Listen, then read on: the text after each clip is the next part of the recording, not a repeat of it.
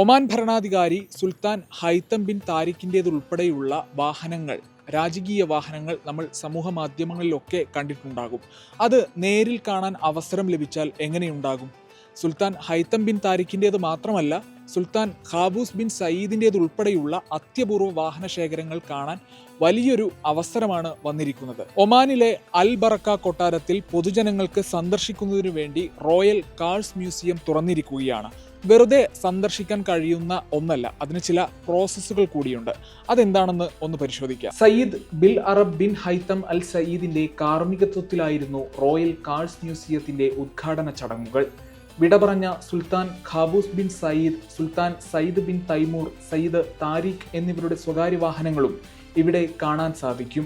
Classic കാറുകൾ, അപൂർവ sports കാറുകളുടെ വിശാലമായ ശേഖരം ഇവിടെ സന്ദർശകർക്കായി ഒരുക്കിയിട്ടുണ്ട്.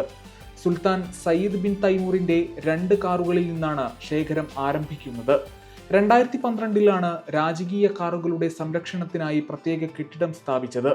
ഇതുവരെ മ്യൂസിയത്തിലെ സന്ദർശനം രാജകീയ അതിഥികൾക്ക് മാത്രമാണ് അനുവദിച്ചിരുന്നത്.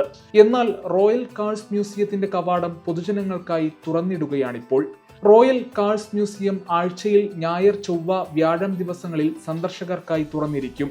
മ്യൂസിയത്തിന്റെ ഔദ്യോഗിക വെബ്സൈറ്റ് വഴി എൻട്രി ടിക്കറ്റുകൾ മുൻകൂട്ടി ബുക്ക് ചെയ്യണം.